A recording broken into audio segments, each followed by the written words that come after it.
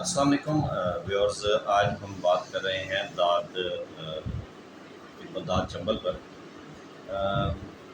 جو ہم آج نسخے میں بیان کریں گے وہ مرہم دانت ہے، یعنی اس کا نام ہے، جو ہمارے دواخانے پر بھی استعمال ہوتی ہے، کلینک پر ہم استعمال کرتے ہیں۔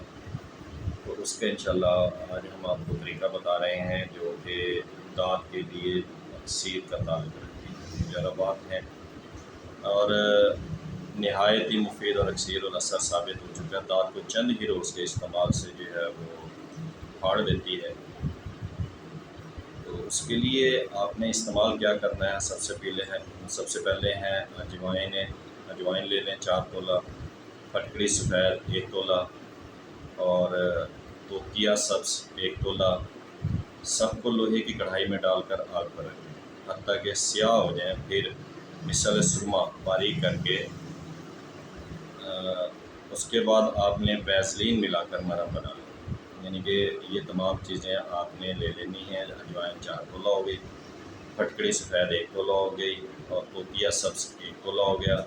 سب کو آپ نے لوہے کی کڑھائی میں ڈال کر ہلکی آنچ پر رکھنی ہے۔ جب اس کا کلر جو ہے وہ سیاہی مائل ہو جائے، سیاہ ہو جائے، تو پھر آپ اس کو پیس لیں سرمے کی مانند۔ جب یہ سرمے کی مانند ہو جائے تو اس کو مرہم کی شکل میں ڈالنے کے لیے آپ جو ہے ویسلین لے لیں، ویسلین کے اندر اس کو ڈال کے مرہم بنا لیں، اور جہاں پہ دانت چنبل وغیرہ نکلی ہوئی ہے تو اس پر آپ اس کو استعمال کریں۔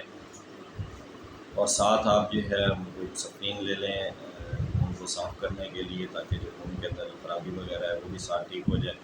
اور کچھ دن اگر آپ اسے استعمال کریں گے تو اللہ کے حکم سے جو دانت کا معاملات ہیں وہ حل ہو جائیں گے۔ دانت کے لیے بہت عمدہ ہے، خارش ہے، یہ چنبل کو بھی یہ نفع کرتی ہے، چھاجن اور گج وغیرہ ہر قسم کے زخموں کے لیے یہ بہت ہی عمدہ لیپ ہے۔ اور یہ آپ بنائیے اور اسے استعمال کریے۔ جو لوگ دانت چنبل سے یا خارش سے پریشان ہیں، علاج کرنے کے باوجود بھی انہیں کوئی افاقہ نہیں ہو رہا، اسے آپ استعمال کریں گے تو اللہ کے حکم سے آپ اسے فائدہ حاصل کریں گے۔ اپنی دعاؤں میں یاد رکھیے گا، ہمارا چینل آپ نے سبسکرائب